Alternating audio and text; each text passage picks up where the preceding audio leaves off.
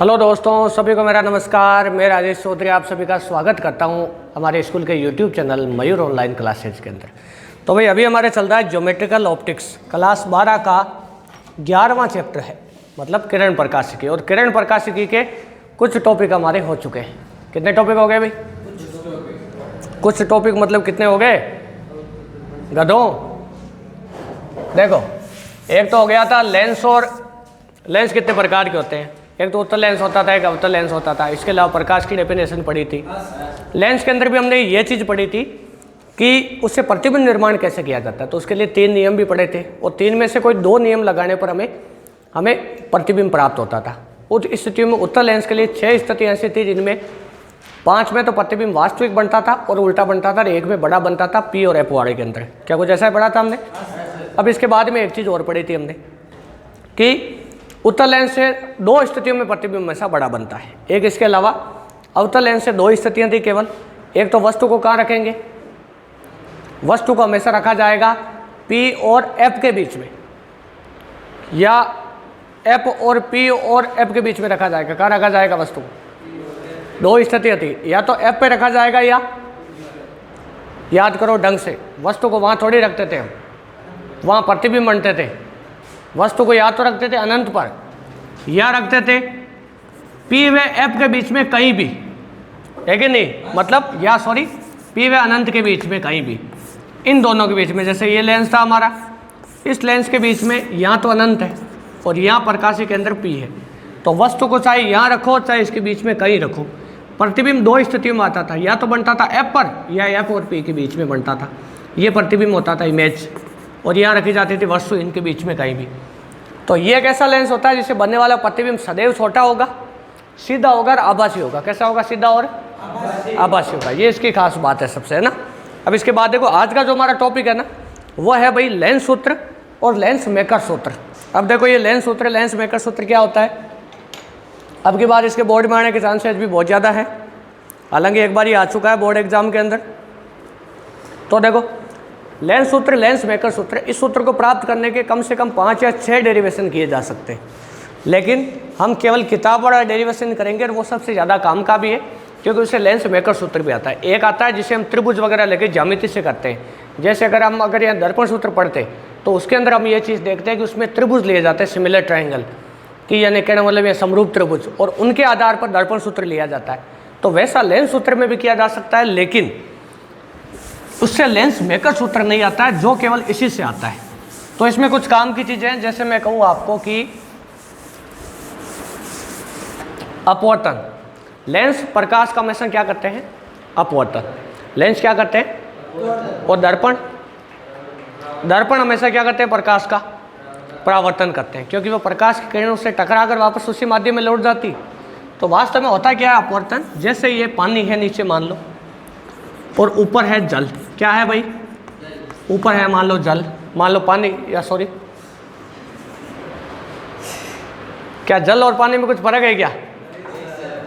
अरे कहता हूँ, ऊपर है वायु। क्या है? वायु है भाई। क्या है? वायु है। ये बात है भाई। अब देखो, ऊपर है वायु और नीचे है पानी, मतलब जल है। प्रकाश की किरण ऐसे आई, उस प्रकाश की किरण को कैसे जाना चाहिए था? मान लो अगर ये पानी नहीं होता ना, तो प्रकाश की किरण ऐसे निकल जाती सीधी।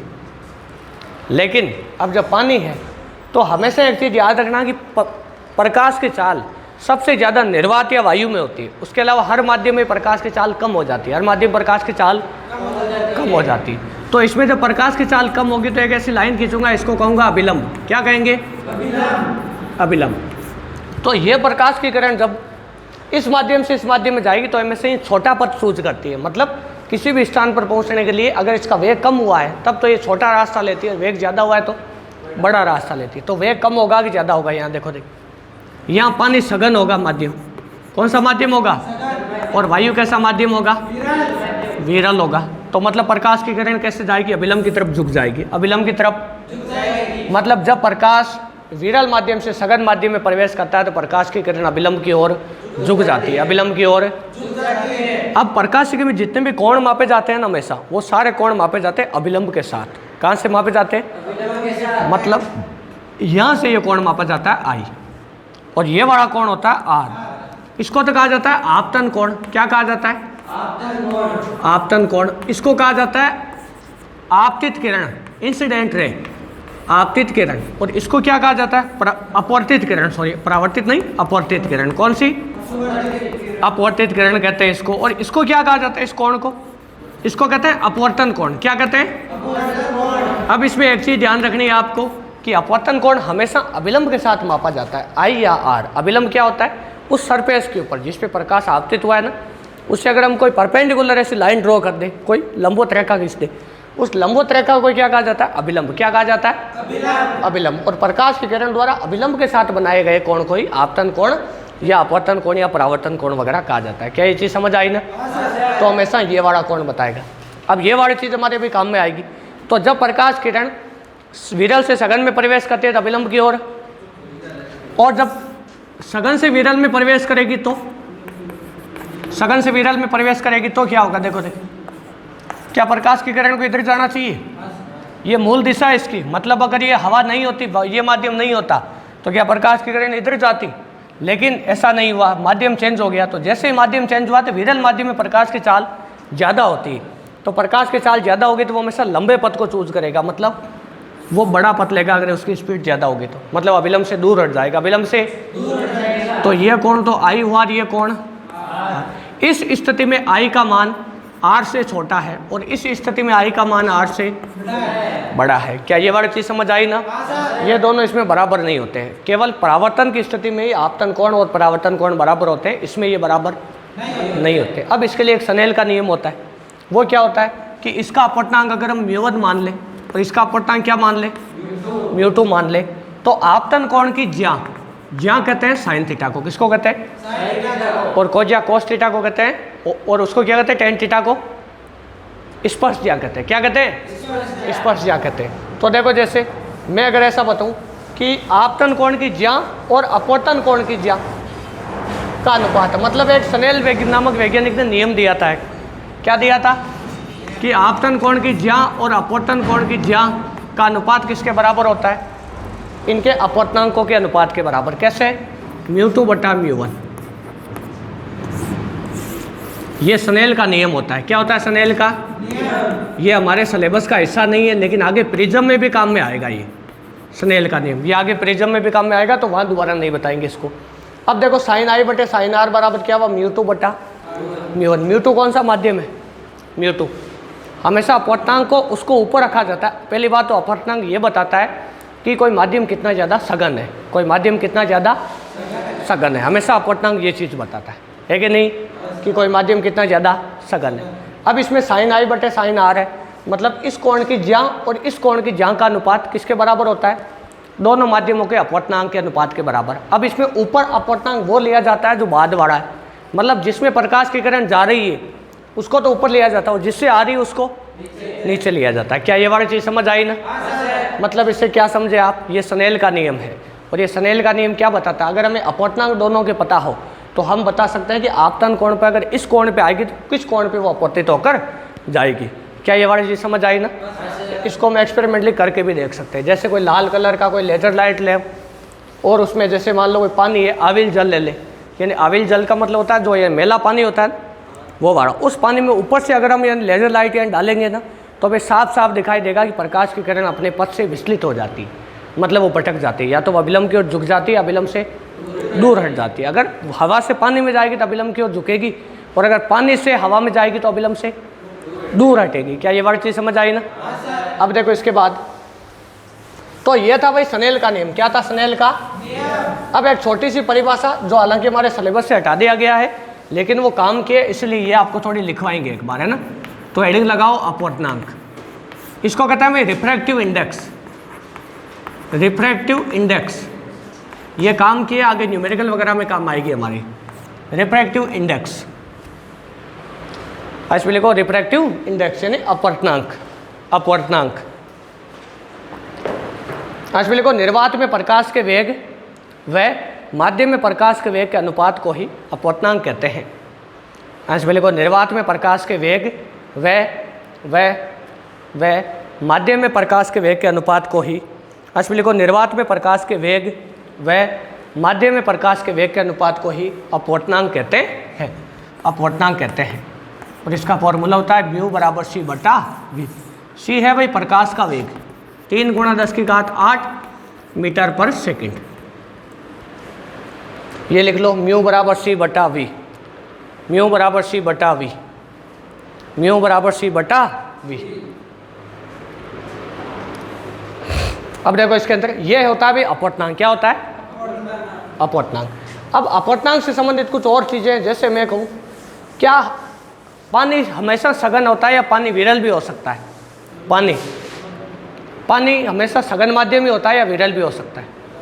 ये विरल भी हो सकता है, डिपेंड कर रहा है कि हम इस माध्यम की तुलना किस माध्यम से कर रहे हैं। जैसे अगर मैं पानी और हवा की बात करूं तब तो पानी सघन होगा, लेकिन अगर मैं पानी और कांच की बात करूं तब कांच के सापेक्ष पानी कैसा होगा? विरल होगा भाई। कैसा होगा? विरल होगा। अब ये वाली चीज़ बहुत काम की है। अब इससे हमें निकालना होता है कई बार अपवर्तनांक। क्या निकालना होता है? अपवर्तनांक। मैं कह दूं कि हवा का अपवर्तनांक या पानी का अपवर्तनांक, पानी का अपवर्तनांक है 4/3। 4/3। तो ये 4/3 मैंने अपवर्तनांक किसके सापेक्ष दिया है? मैं केवल इतना ही कहूँ कि पानी का अपवर्तनांक 4/3 है। पानी का अपवर्तनांक 4/3 है। पहली बात तो अपवर्तनांक ये बताता है कोई माध्यम कितना ज़्यादा सघन है। कितना ज़्यादा सघन है? जिसका अपवर्तनांक ज़्यादा होता है उतना ही ज़्यादा सघन होगा। क्या ये वाली चीज़ समझ आई ना? तो इसमें देखो म्यू डब्ल्यू बराबर 4/3 मैंने ये अपवर्तनांक दिया पानी का। ये किसके सापेक्ष दिया मैंने? पानी का ये अपवर्तनांक किसके सापेक्ष दिया है? ये दिया है हवा के सापेक्ष। किसके सापेक्ष? पानी का अपवर्तनांक हवा के सापेक्ष है। किसके सापेक्ष है? हवा के। मतलब हवा में पानी का अपवर्तनांक हवा से 4/3 गुना ज़्यादा सघन होता है। और इसका अपवर्तनांक ये मैं दे दूँ कांच का अपवर्तनांक हवा के सापेक्ष, ये होता है 3/2। कितना होता है? 3/2। ये वैल्यू याद हो जाए तो कोई बहुत बुरी बात नहीं है। तो ये दोनों चीज़ें याद कर लेना, कांच का और हवा का। कांच का और हवा का अपवर्तनांक याद कर लेना। अब देखो इसके बाद में भाई एक चीज़ है, मैं आपको कहूँ कि एक ये चीज़ कॉपी के ऊपर लिख देना μ21 बराबर। अगर कभी भी μ21 लिखा है तो इसको क्या कहा जाता है? का अपवर्तनांक जो पास में लिखा है ना उसका तो हमेशा अपवर्तनांक होता है 1 के सापेक्ष। कॉपी के ऊपर लिख देना हमेशा। और इसको पढ़ने में ऐसे पढ़ा जाता है कि माध्यम 2 का अपवर्तनांक, माध्यम 2 का अपवर्तनांक 1 के सापेक्ष। 1 के इसको ऐसे पढ़ा जाता है पढ़ने में, इसको ऐसे पढ़ा जाता है पढ़ने में ना, माध्यम 2 का अपवर्तनांक 1 के सापेक्ष। और अगर मैं ऐसा लिख दूं तो μ12 लिख दूं तो माध्यम 1 का अपवर्तनांक 2 के या माध्यम 2 के सापेक्ष 1 का अपवर्तनांक है ना, कैसे भी बोल सकते हैं। पढ़ने में इसको ऐसे पढ़ा जाता है। अब मैं आपसे कहूँ कि ये वाले वैल्यू निकालो कि मैं कहूँ पानी के सापेक्ष कांच का अपवर्तनांक बताओ क्या होगा? पानी के सापेक्ष कांच का अपवर्तनांक ये कैसे बताओगे आप? पानी के सापेक्ष कांच का अपवर्तनांक कैसे बताओगे? पानी के सापेक्ष कांच का अपवर्तनांक वीडियो को पॉज करके उतार लेना।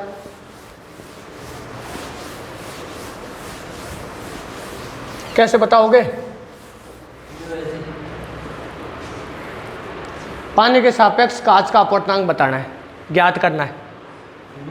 तो देखो इसको लिखा जाएगा म्यू, जी का मतलब ग्लास होता है भाई। क्या होता है? ग्लास। और डब्ल्यू का मतलब वाटर है ना। मतलब पानी के सापेक्ष किसका अपवर्तनांक? कांच का है ना। मतलब ग्लास मतलब कांच है। क्या है? कांच है। तो रिफ्रैक्टिव इंडेक्स ऑफ ग्लास है कि नहीं विथ रेस्पेक्ट टू वाटर या ड्यू टू वाटर। तो देखो इसके सापेक्ष इसका क्या होगा अपवर्तनांक μ/g/W को।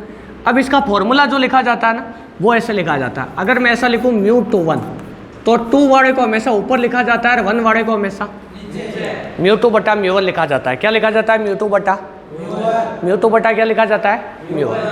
अगर मैं μ12 लिखूँ तो इसको लिखा जाएगा μ1/μ2। मतलब जो पास वाला है ना इसको ऊपर रखा जाता है हमेशा। तो इसमें देखो क्या आएगा? μg बटा म्यू डब्ल्यू। ये चीज़ बताओ समझ आएगी। म्यू जी अपवर्तनांक, केवल म्यू जी लिखा है मतलब ये हवा के सापेक्ष अपवर्तनांक है। किसके सापेक्ष है? और हवा के सापेक्ष गिलास का 3/2 होता है, इसका होता है 4/, तो ये हो जाएगा 9/8 म्यू जी डब्ल्यू। इस प्रकार इसको निकाला जा सकता है। वीडियो को पॉज करके कॉपी में नोट कर लेना, काम की चीज़ है। आगे प्रिज्म वगैरह न्यूमेरिकल पढ़ेंगे अब, उन न्यूमेरिकलों में बहुत काम आएगी ये चीज़।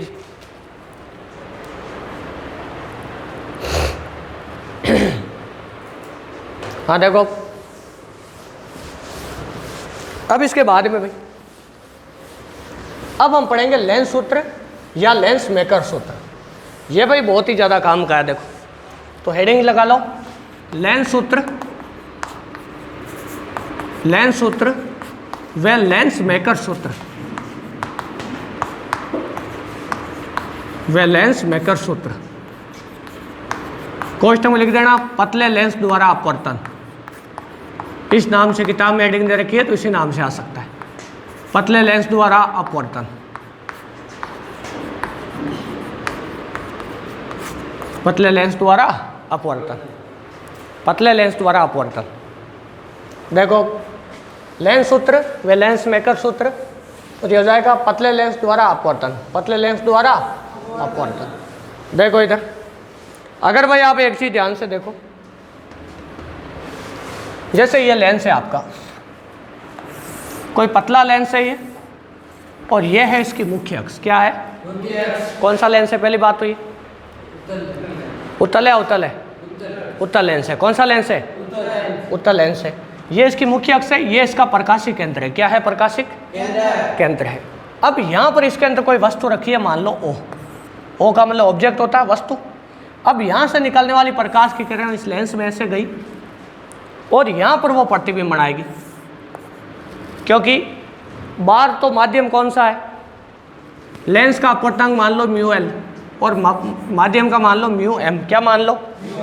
Mu M. मान लो लेंस अभी हवा में रखा है। किस में रखा है? हवा में। तो जब लेंस हवा में रखा होगा ना, तो जब प्रकाश की किरण विरल से सघन में जाएगी तो अभिलंब की ओर झुकेगी, तो एक बार तो अंदर जाते वक्त अपवर्तन होगा, और एक बार जब बाहर आएगी तब वापस सघन से विरल में आएगी, तो एक बार और अपवर्तन होगा। मतलब लेंस से प्रकाश का कितनी बार अपवर्तन होता है?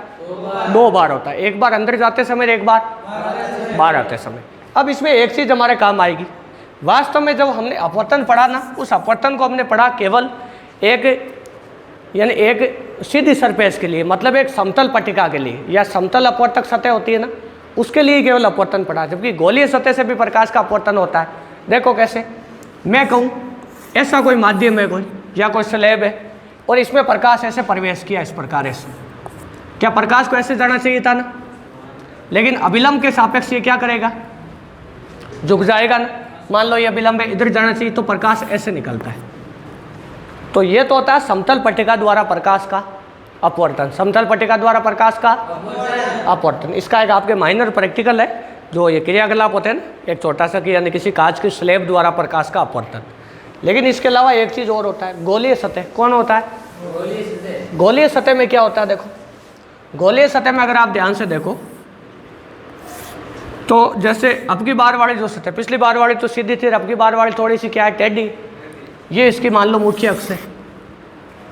आपने यहाँ पर कोई वस्तु रखी, इस वस्तु का प्रकाश जब यहाँ पर ऐसे गया है ना, तो यहाँ पर अभिलंब कौन होगा? कैसे पता करें अभिलंब कौन है गोलीय सतह में? क्योंकि कोण तो हमेशा विलंब के सापेक्ष मापे जाते हैं। कैसे पता करें बताओ? ये इसकी मुख्य अक्ष हो गई। मान लो कोई सतह ऐसी है, जैसे मान लो कोई यानी किसी प्रकार यानी वो आपने 11वीं क्लास के अंदर उन्नयन अवनमन कोण वगैरह देखे होंगे यांत्रिकी वार्चे उसके अंदर फ्लूइड मैकेनिक्स के अंदर, है कि नहीं? कि कई बार द्रव ऐसे हो जाता है और कई बार द्रव ऐसे हो जाता है। जैसे पानी को अगर गिलास में डाल दे तो द्रव ऐसे हो जाता है ऊपर से, है ना, मतलब उसकी सतह वक्री हो जाती है। कैसी हो जाती है? वक्री हो जाती है। इसी वजह से मच्छर वगैरह उसके ऊपर तैर पाते, ऐसा सुना होगा आपने, है कि नहीं? तो ये सतह ऐसी हो गई, गोली हो गई ऐसी, तो इसको कहते हैं गोलीय सतह द्वारा अपवर्तन।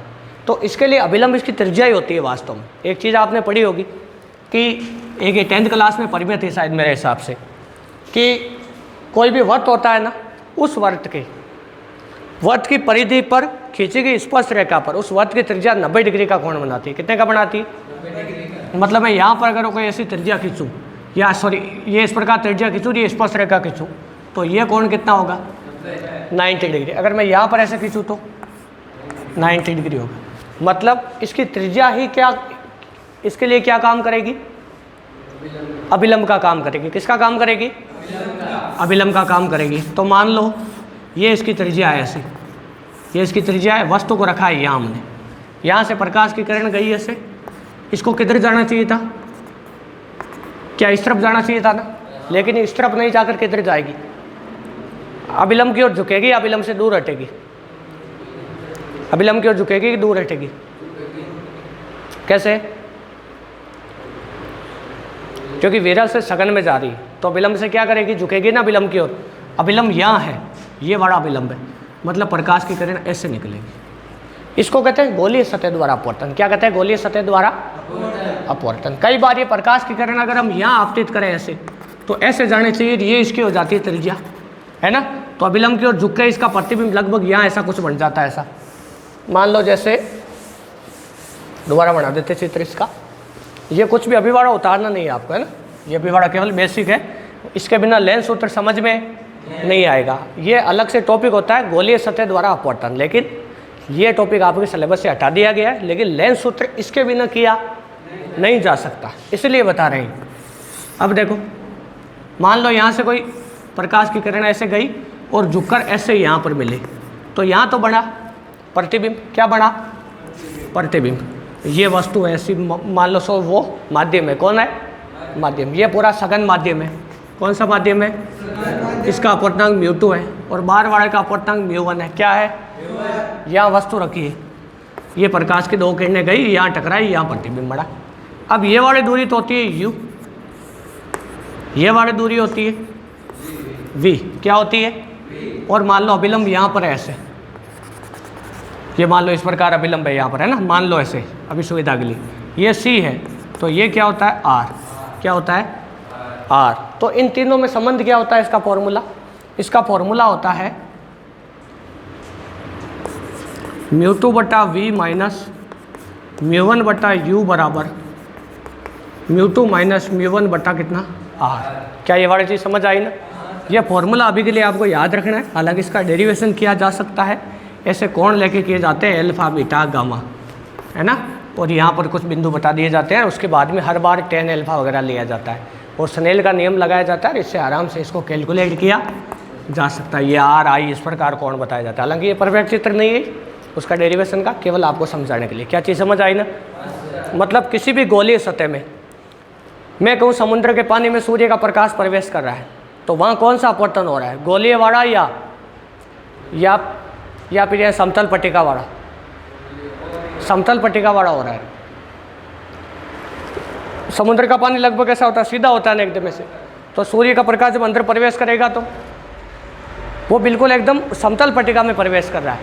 लेकिन पानी गिलास के अंदर भरा है, गिलास ऊपर से भरी है, और मान लो उसका तल पानी का ऐसा हो गया, मतलब वक्री हो गया। कैसा हो गया, उस समय जब प्रकाश उसमें प्रवेश करता है तो ये वाला फॉर्मूला काम करता है, उस वाले वो कॉन्सेप्ट काम नहीं करते। तो लेंस बिल्कुल ऐसी चीज़ है। देखो ढंग से एक बात देखें, लेंस एक सतह गोली है, ये वाली सतह भी गोली है, और अंदर भरा है कांच। क्या है, कांच है, पारदर्शी लेंस है ये पूरा।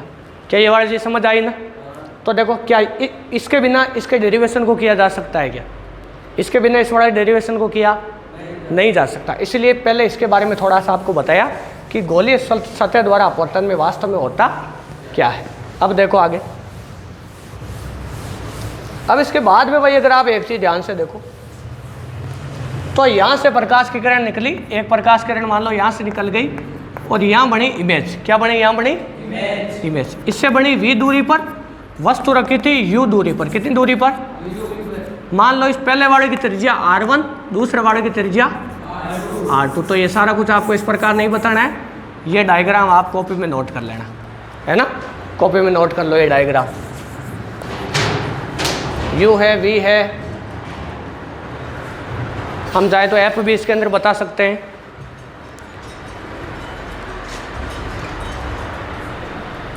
ये पतला लेंस, एक ध्यान रखना हमेशा, पतला लेंस, इसको कॉपी में नोट कर लेना। इसके बाद में इसके नीचे लिखो इसके नीचे लिखो चित्रानुसार, इसके नीचे लिखो चित्रानुसार, इसके नीचे लिखो चित्रानुसार एक स्मॉल एफ फोकस दूरी का, को चित्रानुसार एक स्मॉल एफ फोकस दूरी का वह म्यू एल अपवर्तनांक का लेंस, स्मॉल एफ फोकस दूरी का वह म्यू एल अपवर्तनांक का, वह म्यू एल अपवर्तनांक का कोई लेंस, लिखो कोई लेंस, एक मिनट ऐसे लिखो, एक मिनट रुक जाओ, इसमें ऐसे लिखो म्यू एल अपवर्तनांक का एक उत्तल लेंस, लिखो एक उत्तल लेंस, इसके अंदर ऐसे लिखना चित्रानुसार एक स्मॉल एफ फोकस दूरी का वह म्यू एल अपवर्तनांक का उत्तल लेंस म्यू एम अपवर्तनांक के कोई माध्यम में रखा है। देखो म्यू एम अपवर्तनांक के कोई माध्यम में रखा है, देखो म्यू एम अपवर्तनांक के कोई माध्यम में रखा है, देखो म्यू एम अपवर्तनांक के कोई माध्यम में रखा है, इसमें से लिखो म्यू एम अपवर्तनांक के कोई माध्यम में रखा है, लिखो कोई माध्यम में रखा है, इसमें ऐसे लिखो इसके आगे, इसके बाद में लिखो एक बिंदु वस्तु लेंस की मुख्य अक्ष पर, देखो एक बिंदु वस्तु लेंस की मुख्य अक्ष पर लेंस के प्रकाशीय केंद्र से u दूरी पर रखी गई है। देखो एक बिंदु वस्तु लेंस की मुख्य अक्ष पर लेंस के प्रकाशीय केंद्र से u दूरी पर रखी गई है। देखो u दूरी पर रखी गई है, u दूरी पर रखी गई है जिसका प्रतिबिंब, देखो जिसका प्रतिबिंब लेंस के दूसरी तरफ I पर बनता है, तो जिसका प्रतिबिंब लेंस के दूसरी तरफ I पर बनता है, देखो I पर बनता है, I पर बनता है। इसके आगे लिखो प्रतिबिंब की लेंस के प्रकाशीय केंद्र से दूरी v है। देखो प्रतिबिंब की लेंस के प्रकाशीय केंद्र से दूरी v है। कितनी है भाई? v है। हम लिखो v है, लिखो v है, लिखो v है, लिखो v है। अब देखो, अब इसका अलग अलग प्रकार से हमें क्या बताना होगा भाई? अपवर्तन बताना होगा अलग अलग सतह से। ये डायग्राम बना लिया था, नीचे थ्योरी लिखनी है ये। अब देखो इसके बाद, अब इसके बाद देखो भाई, पृथक सतह द्वारा हमें इसका क्या बताना है? अपवर्तन। एक वो चित्र बनाया था ना, उस चित्र में आप चाहो तो इसको नाम भी दे सकते हो, ऐसे A B C और D इस प्रकार नाम भी दे सकते हो, A B C D इस प्रकार 4 इनको नाम दे सकते हो आप। हाँ तो देखो ये वाला बिंदु बता देना उसमें। अब देखो सबसे पहले सतह ABC से अपवर्तन, सतह ABC से अपवर्तन। सबसे पहले इससे अपवर्तन बताएंगे, अपवर्तन। अब देखो भाई, जैसे ये आपके लेंस की वो ABC सतह है, ये इस तरफ वाली सतह लेंस की है ना, ABC मान लो इस प्रकार है ये। इसकी त्रिज्या हम मान लेते हैं R1। ये अपवर्तनांक है म्यूएल, बार वाला म्यूएम, वस्तु रखी है यहाँ। ये इस प्रकार प्रकाश की किरण गई, एक प्रकाश की किरण इधर जा रही। अब ये प्रकाश की किरण यहाँ इस तरफ जाएगी, तो ये विरल से सघन में जा रही, तो अभिलंब की तरफ झुकेगी ना। तो ये अभिलंब की तरफ झुकते हुए पहले अभिलंब बढ़ाओ, तो गोलीय सतह के लिए अभिलंब कौन होता है? उसकी त्रिज्या ही होती है वास्तव में। तो देखो ये हो गया इसके लिए अभिलंब। अब इसको इधर जाना चाहिए था, लेकिन ये इधर ना जाकर इधर गई है। मान लो यहाँ मिल गई आई, है कि नहीं? तो इस दूरी को कहते हैं हम V1। क्या कहते हैं हम? V1 कहते हैं। और इस दूरी को क्या कहते हैं हम? U कहते हैं। और ये प्रकाश की किरण ऐसे जाई, देखो दो किरणें टकरा रही आपस में। इसमें प्रकाश किरण की दिशा बताना बहुत ज़रूरी है भाई। अब देखो यहाँ पर प्रतिबिंब बना I पर, या I डैश नाम दे दो चाहो तो इसको, I डैश पर प्रतिबिंब बना। कहाँ बना भाई? I dash. ये डायग्राम बनाओ पहले कॉपी में। अब इसके नीचे लिखो, अब इसके नीचे लिखो, इसके नीचे लिखो माना O से, इसके नीचे लिखो माना O से निकलने वाली प्रकाश किरण, इसमें लिखो माना O से निकलने वाली प्रकाश किरण, O से निकलने वाली प्रकाश किरण लेंस की, देखो लेंस की सतह ABC से, देखो ABC से अपवर्तित होकर, देखो ABC से अपवर्तित होकर I डैश पर प्रतिबिंब बनाती है। देखो I डैश पर प्रतिबिंब बनाती है, देखो I डैश पर प्रतिबिंब बनाती है। इसमें लिखो I डैश पर प्रतिबिंब बनाती है, देखो I डैश पर प्रतिबिंब बनाती है, I डैश पर प्रतिबिंब बनाती है। इसके आगे लिखो यह प्रतिबिंब, इसके आगे लिखो यह प्रतिबिंब, इसके आगे लिखो यह प्रतिबिंब गोलीय सतह से v1 दूरी पर बनता है। देखो यह प्रतिबिंब गोलीय सतह से v1 दूरी पर बनता है, v1 दूरी पर बनता है। देखो v1 दूरी पर बनता है। अब देखो भाई, अब लिखेंगे हम जानते हैं कि गोलीय सतह से अपवर्तन का फॉर्मूला क्या होता है। गोलीय सतह से अपवर्तन का फॉर्मूला, गोलीय सतह से अपवर्तन देखो क्या होता है, ये अभी बताया था मैंने, μ2 बटा v माइनस μ1 बटा u बराबर μ2 बटा μ1 बटा r। क्या चीज़ समझ आई? मान लो इसकी त्रिज्या है r1, कितनी है? r1। त्रिज्या इसको कह दें चाहे इसको कह दें, बात एक ही है। क्या चीज़ समझ गए ना? इसको बता देना ऐसे भले r1 हो गई है, इसमें चित्र में ऐसे r1 बता देना इसको। अब देखो, अब यहाँ पर μ2 क्या है ये बताओ मुझे। μ2 कौन है यहाँ? μ2 वो होता है जिसमें प्रकाश किरण जाती है, μ1 वो होता है जिसमें से आती है। क्या चीज़ समझ आई ना? तो μ2 क्या होगा यहाँ पर? μl। क्या होगा? μ1 क्या होगा? μm। कौन होगा? μm। v की जगह क्या होगा? v1। देखो प्रतिबिंब कितनी दूरी पर बन रहा है? v1 दूरी माना था ना इसको, v1। u की वैल्यू u ही होगा और r की जगह r1। क्या होगा भाई? r1 होगा। क्या ये वाली चीज़ समझ आई? अभी इसको उठा के इसमें रख दो तो क्या हो जाएगा? μl बटा v1 माइनस μm बटा u बराबर μl माइनस μm बटा r1। इसको कॉपी में नोट कर लो।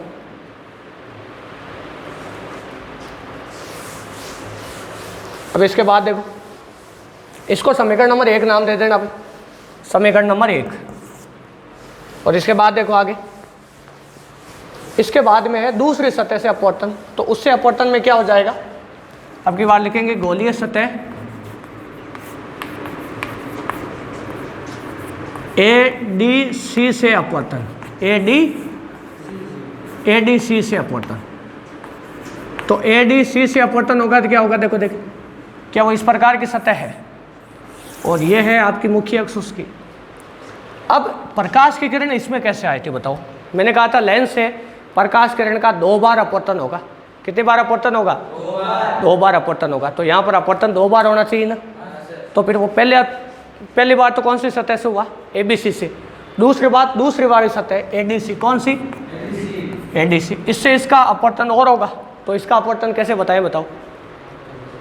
अगर एक चीज़ आप ध्यान से देखो तो लेंस ऐसा था, प्रकाश किरण जब ऐसे आई थी ना वो ऐसे हो गई थी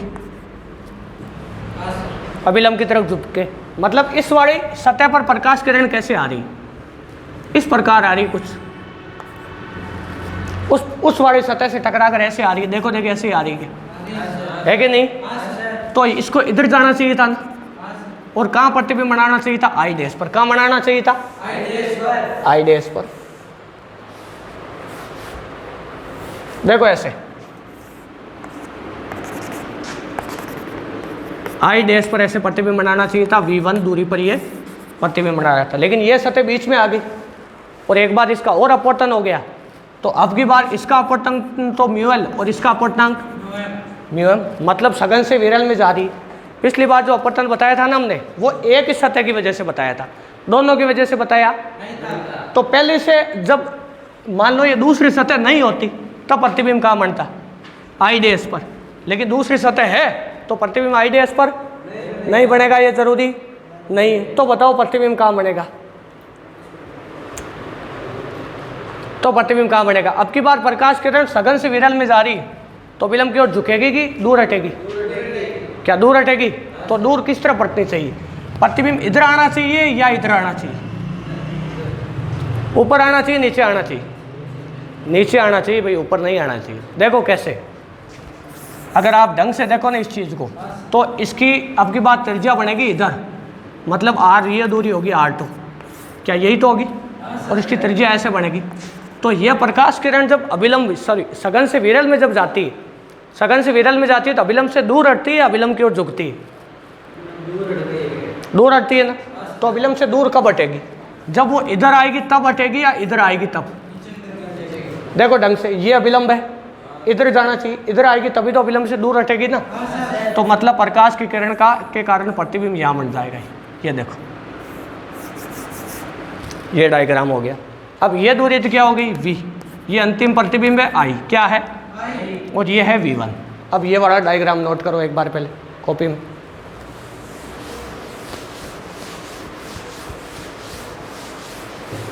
अब देखो इसके अंदर, इसके नीचे लिखो,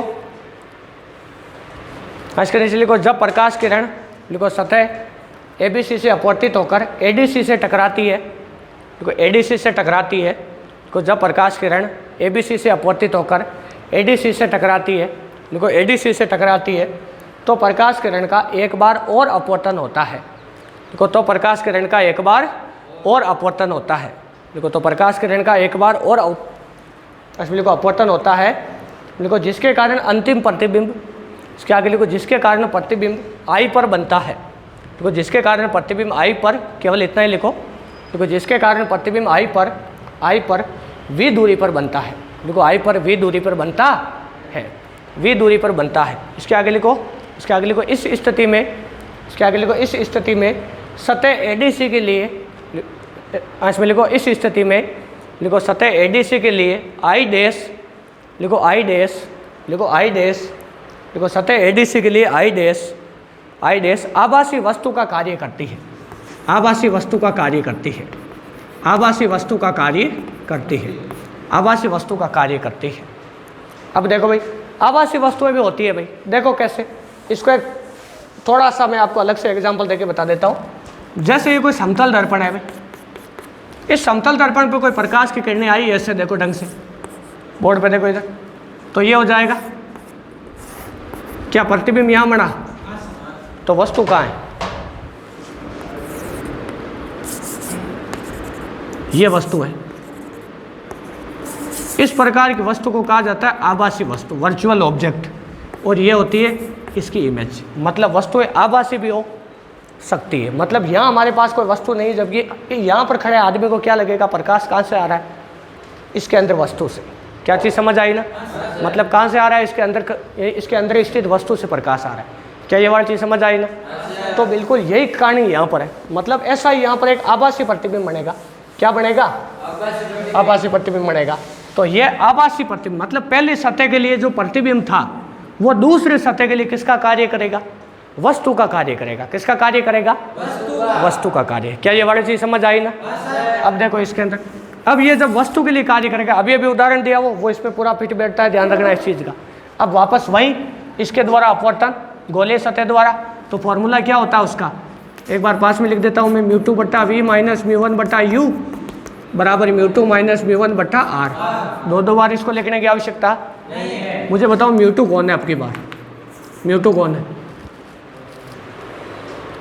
μ2 कौन है, देखो देखिए ढंग से, μl है कि μm है, μm या μl, μm होगा ना, क्योंकि प्रकाश की किरण अब की बार सघन से विरल में जा रही बाहर। क्या चीज़ समझ आई ना, बाहर जा रही, मतलब अब की बार μ2 कौन होगा और μ1 कौन होगा, r क्या होगा, r2 क्या होगा, इस त्रिज्या को r2 नाम दे दो। u की वैल्यू क्या होगी, u की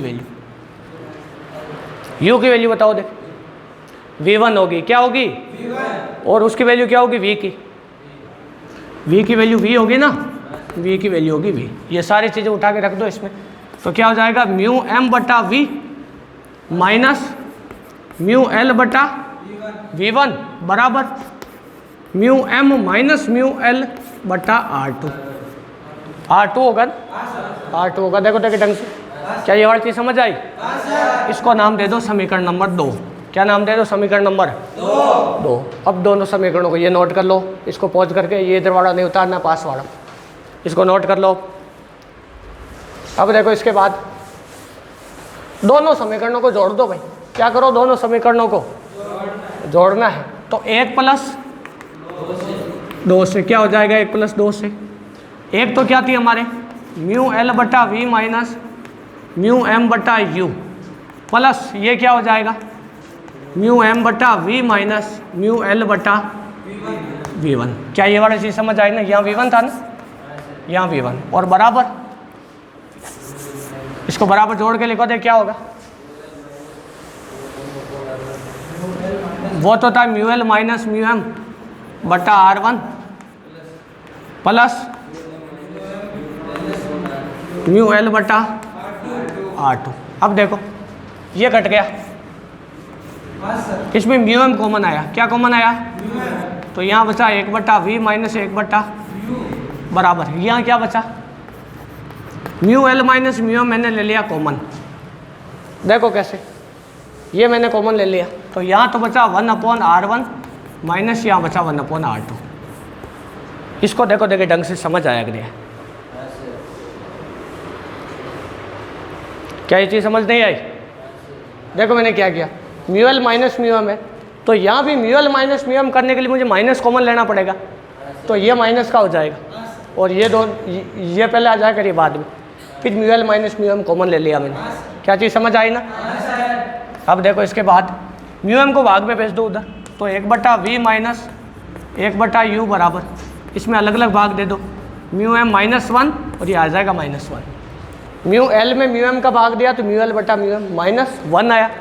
अब ये दोनों गुणा में, तो इनमें दोनों में भाग देने की आवश्यकता, अगर जोड़ में होते हैं ना तब तो अलग अलग भाग लगता, अगर ऐसे होता है ना कोई चीज़ x + y और 2 का भाग दूँ तो ऐसे लिखते हैं x बटा 2 y बटा 2, लेकिन अगर दोनों योग में, दोनों गुणा में रखें तो एक ही चीज़ में भाग लगता है, चाहे x में दे दो चाहे y में। क्या चीज़ समझ आई ना, तो दोनों गुणा में तो एक ही जगह इसमें भाग लगेगा।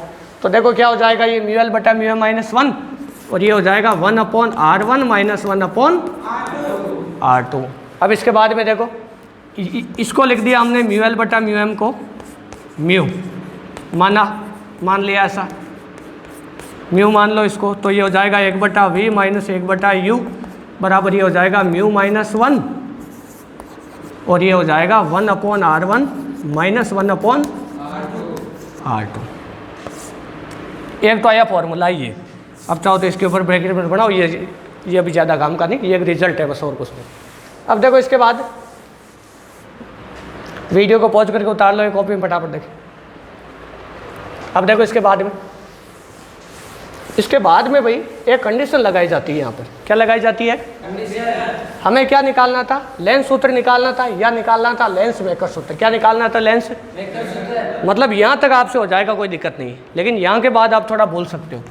तो लेंस सूत्र ऐसा आता है 1 बटा यू बराबर माइनस 1 बटा वी बराबर 1 बटा वी माइनस 1 बटा यू बराबर 1 बटा एफ। इस प्रकार का लेंस सूत्र आता है, मतलब हमें एफ की फॉर्म में लेकर आना है। किसकी फॉर्म में, तो यहाँ पर एक कंडीशन लिखनी है, तो एरो लगा के लिखो, एरो लगा के लिखो नीचे, आज भी लिखो यदि वस्तु, आज भी लिखो यदि वस्तु अनंत पर रखी हो तो प्रतिबिंब फोकस बिंदु पर बनता है या मुख्य फोकस पर बनता है। ऐसे लिख लो, इसमें ऐसे लिखो, जब वस्तु अनंत पर रखी हो तो प्रतिबिंब मुख्य फोकस पर बनता है, तो प्रतिबिंब मुख्य फोकस पर बनता है। इसमें लिखो तो प्रतिबिंब मुख्य फोकस पर बनता है। कहाँ बनता है भाई, मुख्य फोकस पर बनता है। मुख्य फोकस पर बनेगा तो क्या होगा, देखो प्रतिबिंब तो बना कहाँ पर, फोकस पर, और वस्तु कहाँ रखी थी, अनंत। अनंत पर रखी मतलब u का मान तो अनंत होगा, v का मान कितना होगा, f। ये कंडीशन लगानी है हमें। तो 1 बटा v माइनस 1 बटा u बराबर म्यू -1 और ये 1 बटा R1 माइनस 1 बटा R2। तो v की जगह क्या रख देंगे, f। u की जगह तो एक अनंत का इसमें भाग देंगे, ये तो हो जाएगा 0 और ये होगा 1 बटा f बराबर म्यू -1 1/R1 माइनस 1/R2। इससे ही कहते हैं लेंस मेकर सूत्र। क्या कहते हैं, लेंस मेकर सूत्र। कॉपी में उतार लो इसको, कॉपी में उतार लो इसको। अब देखो इसके बाद, अभी इससे जस्ट ऊपर हमारे एक इक्वेशन आई थी ना, 1 बटा वी माइनस 1 बटा यू बराबर म्यू -1 1/R1 माइनस 1/R2। उस इक्वेशन को नाम दे दो समीकरण नंबर 3। तो यहाँ नीचे लिख देंगे समीकरण 3 से। किससे, समीकरण 3 से। हम जानते हैं इस पूरे की जगह क्या रख सकते हैं, हम सोचो देखो, इस पूरे की जगह 1 बटा एफ रख सकते हैं। तो उसमें देखो फॉर्मूले में क्या आया था, 1 बटा वी माइनस 1 बटा यू बराबर, इधर क्या था, म्यू -1, यही तो था पूरा। तो इसकी जगह क्या रखा जा सकता है, बस खेला खत्म। 1/v माइनस 1/u बराबर 1/f। देखो कितना आसान है, ये लेंस सूत्र आ गया। क्या आ गया? लेंस सूत्र। अब की बार इसके बोर्ड में आने के चांसेस भी भाई बहुत ज़्यादा है। ये है आपका लेंस सूत्र। क्या है? लेंस सूत्र है। इसको नोट कर लो, वीडियो को पॉज करके नोट कर लेना।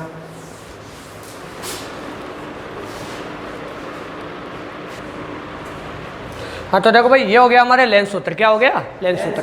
अब इससे संबंधित कुछ केस है, जैसे लेंस को किसी दरवे में डुबो देगा वो, या लेंस को किसी और माध्यम में ले जाएगा, तो उस स्थिति में लेंस की फोकस दूरी पे क्या प्रभाव पड़ता है। एक नंबर के सवाल आने के चांसेज होते हैं, और कुछ कार्तीय चिन्ह परिपाटी वगैरह जिससे इसके न्यूमेरिकल होते हैं, वो सारा कुछ हम कल की क्लास में देखेंगे। तो आज के लिए इतना ही बहुत है, और वीडियो को देखने के लिए बहुत बहुत धन्यवाद।